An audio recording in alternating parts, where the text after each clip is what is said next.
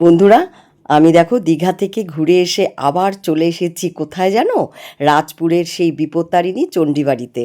তোমরা তো মনে হয় অনেকেই এই মায়ের বাড়িতে এসেছো, কিন্তু এই মায়ের বাড়িতে এই প্রথম আমি এলাম। আমার এই ইচ্ছেটা অনেক দিনের ছিল, আর সেই ইচ্ছে পূরণ করলো আকাশ আর দেবাশিস। আকাশ যদি আজকে এই ডেটটা ঠিক না করতো, হয়তো আমার এই মায়ের বাড়ি আসা হতো না। আর সব কিছুই মায়ের ইচ্ছে, বলো, ঈশ্বর না চাইলে কিছুই হয় না। এইসব মন্দিরে আসাটা হয়ই না। তো আমি, দিদি, বাবাই, আমরা সবাই চলে এসেছি। আকাশ অনেকবার এসছে, দেবাশিসও এই প্রথম। আমি, বাবাই, দিদি, দেবাশিস এই প্রথম আসলাম। তো আকাশ অনেক নিয়মকানুন জানে, ওকে দেখে দেখেই আমরা চলেছি। ও কোথায় যাচ্ছে, কি করতে হবে, সব কিছু আমাদের একটু বলে দিচ্ছে। এত সুন্দর করে আমাদেরও বুঝিয়ে দিচ্ছে যে আমি যা যা বলছি আমার সঙ্গে সঙ্গে আসো। সব জায়গায় বিপত্তারিণী মায়ের যে ব্রত কথা কি সুন্দরভাবে লেখা। আর এখানে দেখো ছোট্ট একটা মার্কেটের মতো। এই মায়ের ভোগের প্রসাদ, মালা, বস্ত্র, সুন্দর সুন্দর মায়ের ফটো, সব কিছু এখানে পাওয়া যায়। একটা বলতে পারো ছোট্ট করে একটা মার্কেটের মতো। তোমরা যারা এসেছো তারা তো সবাই জানো। তো আমি আর কি বলবো, আমিও একটু তোমাদের সঙ্গে শেয়ার করলাম, যেহেতু আমি এই প্রথম এসেছি, তাই ভাবলাম তোমাদের সাথে একটু শেয়ার করি। আর কে কে এসেছো অবশ্যই কিন্তু কমেন্টস করবে। আর এখান থেকে আমরা মায়ের ভোগের জন্য ফুল প্রসাদ নিয়ে নিলাম।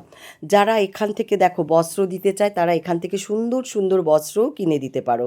তো এখান থেকে আকাশ, আমি, দিদি সবাই মিলে ভোগের প্রসাদ কিনে নিলাম। এবার আমরা মূল মন্দিরে যাব। তবে তোমাদের একটা কথা বলি, মাকে জানো তো, এই যে মালা দেখছো, মালা কিন্তু পরায় না। তো আমরা তো জানি না, আমরা একটা জবা ফুলের মালা কিনে নিয়েছিলাম। এখানে দেখো উঠতেই প্রথমে বিপত্তারিণী ব্রতের নিয়মটা কি সুন্দর করে লেখা।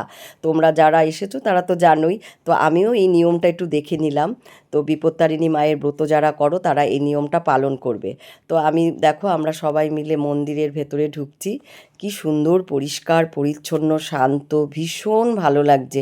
আমি এই প্রথম আসলাম, আমি তো নিশ্চয়ই আবার আসব, এই ইচ্ছা রইলো আমার। ঢুকেই যেন এত ভালো লাগছে না, কি বলবো তোমার। সবাই দেখো এখানে বসে মায়ের আরতি দর্শন করার জন্য সবাই বসে পড়েছে। আমরা যেহেতু এই প্রথম, আমরা একটু ঘুরে ঘুরে সব মন্দিরগুলো দেখব। আর এখানে একজন দেখো ব্রাহ্মণ বসে থাকে, যে যে ভোগ আনে সেই ভোগের প্রসাদটা একটু উৎসর্গ, ফুল চন্দন দিয়ে একটু উৎসর্গ করে দেয়। প্রত্যেকেই দেখো এই যে পুরোহিত মহাশয় বসে আছেন, সবাই ডালা নিয়ে ওনার কাছেই আসেন। আর উনি তা এখানে নামগোত্র বলে একটু ফুল চন্দন দিয়ে আমাদের সেই ভোগটাকে উৎসর্গ করে দেন।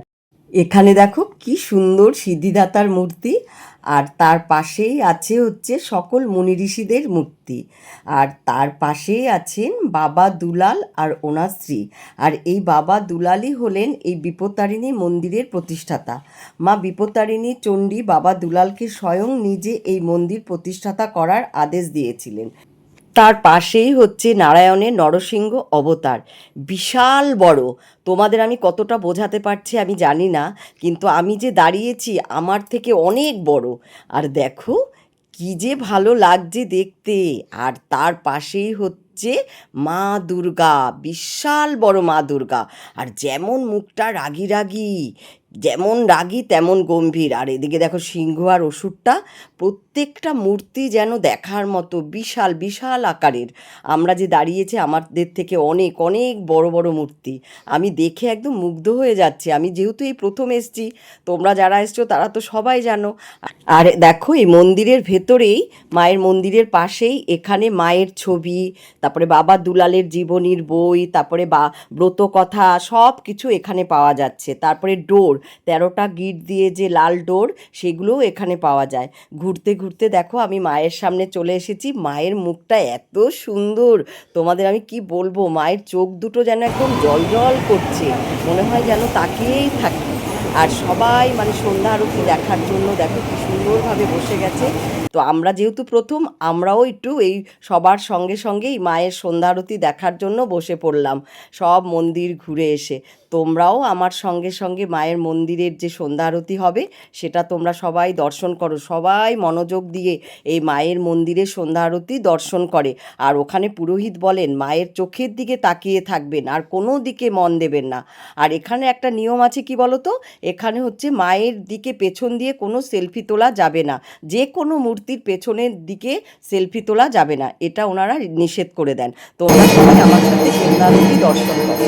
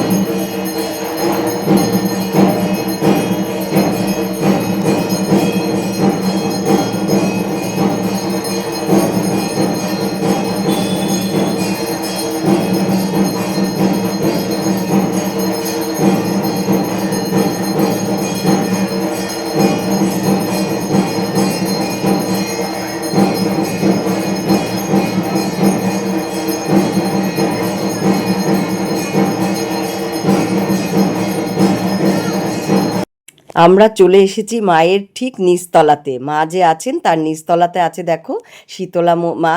শীতলা মা তো আমাদের সমস্ত রোগ ব্যাধি দূর করে। আর এই হলেন হচ্ছে পদ্মাবতী মা মনসা। মা মনসা তো আমাদের ধন সম্পত্তির দেবী, উনি হচ্ছে সবাইকে ধন সম্পত্তি দিয়ে বড় করে রাখেন। আর এখানে হচ্ছে রাম সীতা।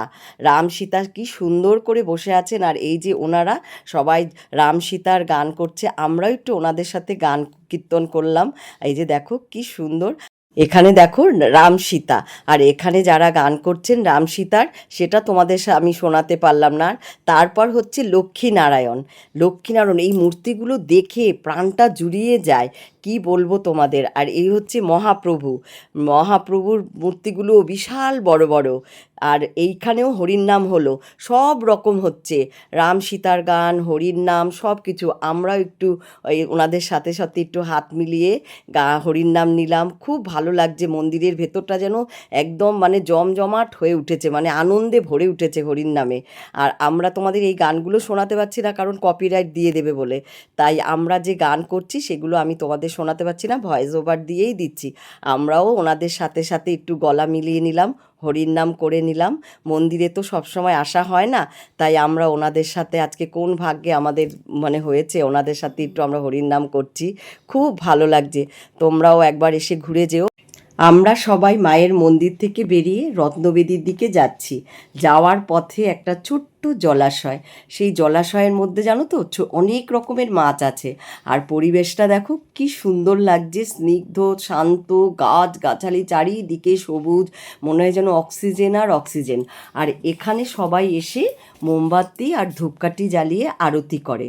হ্যাঁ, এই যে আমি চলে এসেছি রত্নবেদীতে, আর এই রত্নবেদীতেই বাবা দুলাল দীর্ঘদিন তপস্যা করে সিদ্ধিলাভ করেছিলেন। আর এই স্থানেই মা বিপত্তারিণী বাবা দুলালকে দর্শন দিয়েছিলেন। আর এই মন্দির খোলা কখন সেটাও আমি তোমাদের বলে দিচ্ছি। এই মন্দির খোলা হয় সকাল 6টা থেকে বেলা 11টা পর্যন্ত, আবার দুপুর 2:30টা থেকে বিকেল 5:30টা পর্যন্ত। তো দেখো কি সুন্দর লাগছে। আর এই রত্নবেদীটা দেখলে তোমরা সবাই মুগ্ধ হয়ে যাবে, কারণ এখানেই বাবা দুলাল সিদ্ধিলাভ করেছিলেন। আর মা বিপত্তারিণী স্বয়ং এখানেই তিনি দর্শন দিয়ে তাকে আদেশ দিয়েছিলেন। এবারের বিপত্তারিণীর পুজো অনুষ্ঠিত হবে 21শে জুলাই মঙ্গলবার ভোর 3টে থেকে বিকেল 5টা পর্যন্ত। তোমরা যারা এই মন্দিরে এসে বিপত্তারিণী পুজো দিতে চাও তারা 21শে জুলাই মঙ্গলবার এই মন্দিরে চলে আসতে পারো।